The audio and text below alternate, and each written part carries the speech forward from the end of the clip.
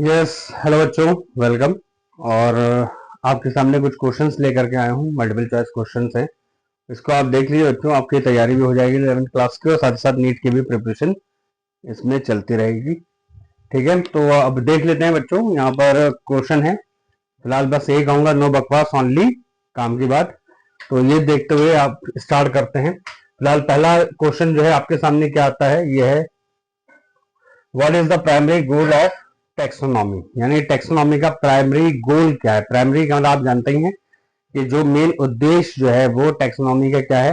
तो ऑप्शंस आपके सामने हैं। पहला ऑप्शन है टू आइडेंटिफाई ऑर्गेनिज्म, ठीक है। बी, जो दूसरा ऑप्शन है, to classify organism. C, to study the evolution of organism. And the last D option is to determine the distribution of organism.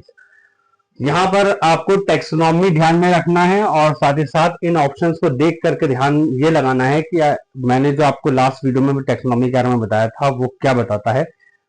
बिल्कुल कंफ्यूज होने की जरूरत नहीं है। टेक्सोनॉमी जो है वो एक्चुअल में क्या बताती है आपको, ऑर्गेनिज्म के वर्गीकरण को बताती है। यानी कि एक तरह से क्लासिफिकेशन ऑफ ऑर्गेनिज्म को बताती है। तो यहाँ अगर आप देखें तो जो बी ऑप्शन है, टू क्लासिफाई ऑर्गेनिज्म, ये मेन इसका आंसर है। तो B is the right answer for taxonomy. ठीक है, आइडेंटिफिकेशन के लिए आप देखते ही हैं, वो आइडेंटिफिकेशन हो गया जिसमें आप आइडेंटिफाई करते हैं। To study evolution of organism, ठीक है, ये कहीं ना कहीं आपके कैरेक्टर्स को और उसके बारे में बताता है। ठीक है, तो उसमें आप सिस्टमेटिक्स के अंदर भी पढ़ लेते हैं। और साथ ही साथ डिस्ट्रीब्यूशन ऑफ ऑर्गेनिज्म भी जो है वो कहीं ना कहीं सिस्टमेटिक्स के लिए भी आता है। ठीक है, तो फिलहाल आप कंफ्यूज ना हो, जहां पर टेक्सोनॉमी आ जाए आप समझ लीजिए कि क्लासिफिकेशन ऑफ ऑर्गेनिज्म, यानी कि हम क्या कर रहे हैं, क्लासिफाई कर रहे हैं किसको, ऑर्गेनिज्म को। तो राइट आंसर इज बी। ठीक, अब आ जाइए सेकेंड क्वेश्चन पर कि which of the following is a taxonomic rank. ठीक है, तो यहां पर आपको देखना है कि टेक्सोनॉमिक रैंक क्या है।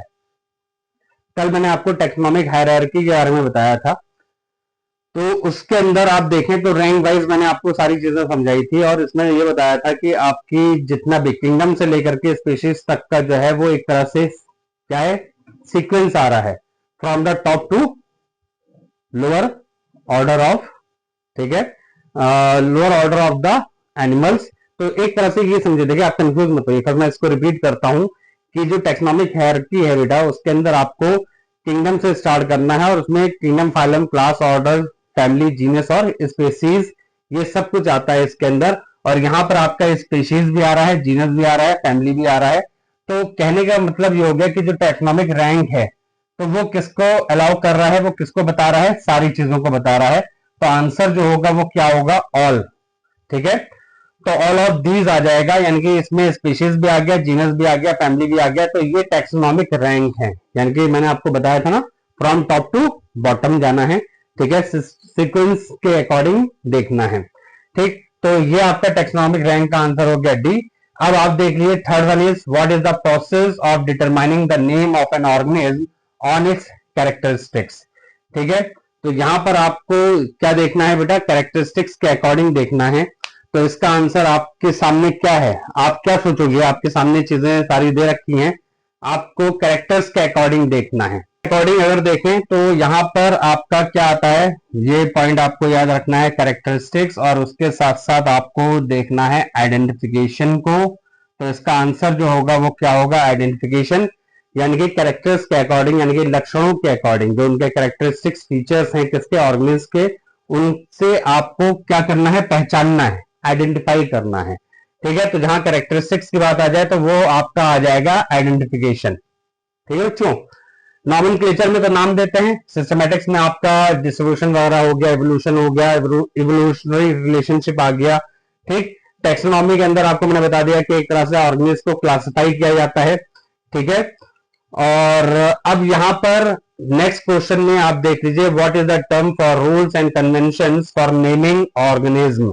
अब जहां पर रूल्स एंड कन्वेंशन आ जाए और नेमिंग की बात आ जाए, यानी कि नाम देना, ठीक है, किसको, ऑर्गेनिज्म को।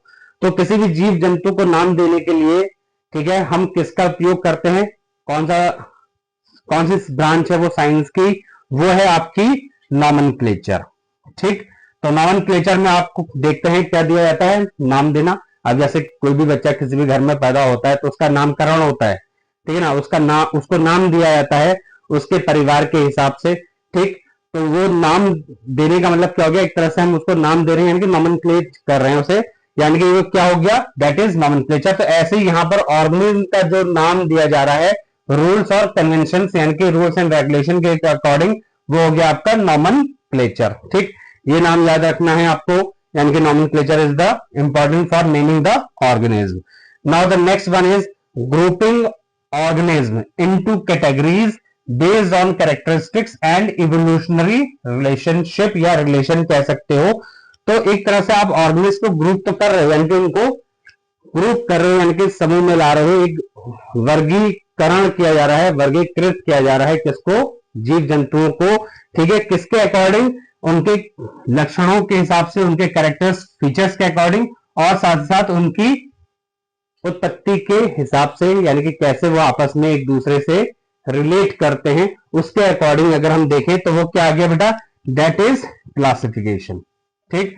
तो यहां पर इसका करेक्ट आंसर हो गया बी, क्लासिफिकेशन।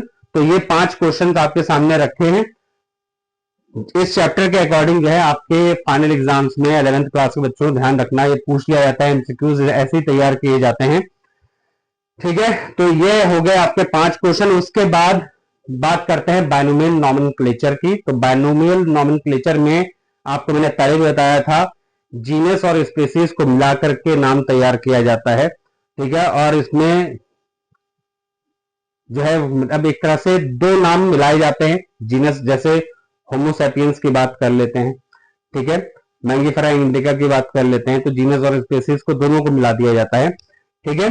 तो ये बाइनोमियल नॉमेनक्लेचर में अगर आप बात करें तो जो 2 सिस्टम क्लासिफिकेशन, मतलब जो 2 नाम को मिला करके अगर देखा जाए तो वो क्या है, वो कौन कर रहा है, वो कर रहा है बाइनोमियल नॉमेनक्लेचर। ये भी एक क्वेश्चन बनता है। और बाइनोमियल नॉमेनक्लेचर को, जो बाइनोमियल नॉमेनक्लेचर को देने वाले साइंटिस्ट थे, उनका नाम क्या था, कार्ल लिन्नियस। ये भी क्वेश्चन पूछ लिया जाता है एमसीक्यूज में।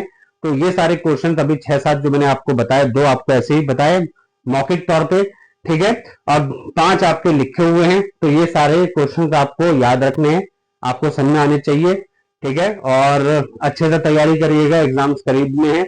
मैं बार बार कोशिश कर रहा हूँ कि डेली आता रहूं, कुछ ना कुछ आपको बताता रहूं। पता है कि टाइम कम है, आप भी जानते हो, ध्यान से पढ़ाई करो, अच्छे से ध्यान लगाओ पढ़ाई पर, ठीक है। और बाकी मैंने आपको बताया भी था कि कुछ मेरे मदर के साथ कुछ प्रॉब्लम चल रही थी, तो इसलिए बीच में मैं मतलब वीडियोस नहीं ला पाया आप लोग के लिए।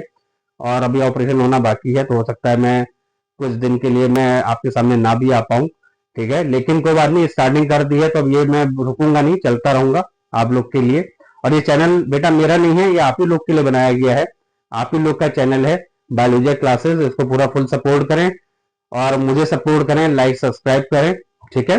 जो भी आपकी क्वेरीज है वो कमेंट सेक्शन में आप मुझे ड्रॉप कर सकते हैं, मैं रिप्लाई जरूर करूंगा। Thank you very much, all the best students.